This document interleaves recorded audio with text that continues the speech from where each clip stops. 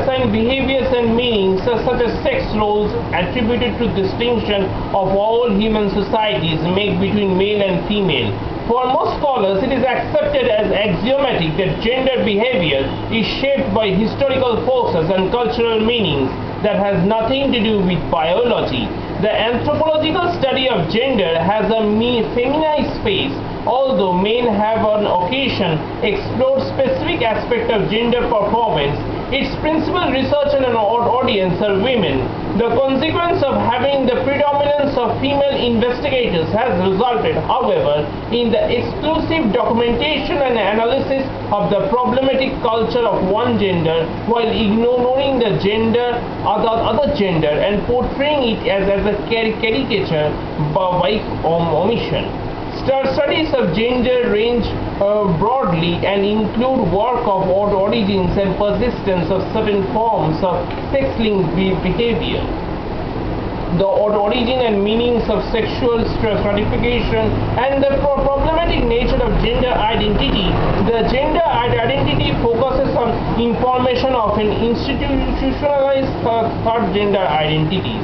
Among different ethnographic accounts, three theories have commonly been used to explain the origin of cross-cultural patterns found in culture's sexual division of labor.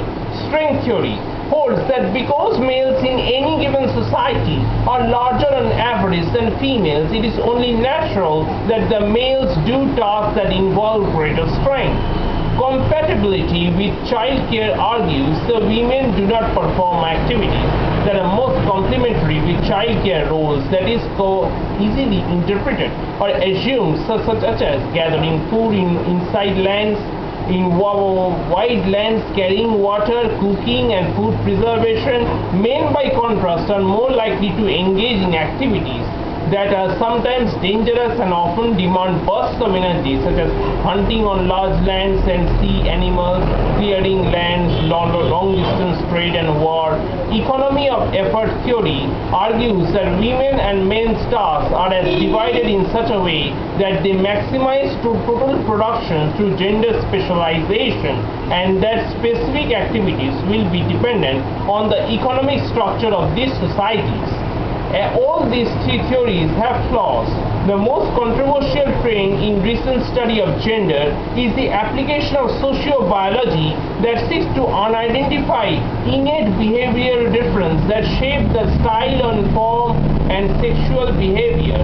By psychologized evidence given from the source, studies of cross-cultural uniformities of infant behavior comprising with high primate description of psychology and cross-culture, it has been found that young boys are consistently more aggressive, competitive, whereas girls are more integrative and willing to share cooperation.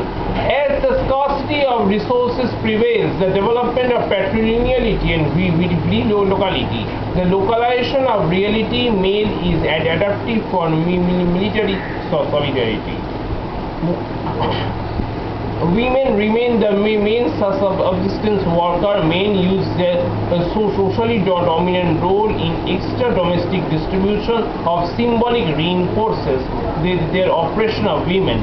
Patrilinealism is really agreed as a power adaptation as diverse gender role strategies of family is generally low. Cross-culture identifies production relies on groups that plow. Women suffer from inferiority feeling as men assume responsibility for subsistence. Outside that context, men and women are more willing to be engaged in other types of behavior that may or may not be deemed sexuality or even gender relevant. From this perspective, gender performance involves the way men and women modify or reject different aspects of their sexuality in order to convey gender and non-gender meanings. Thank you.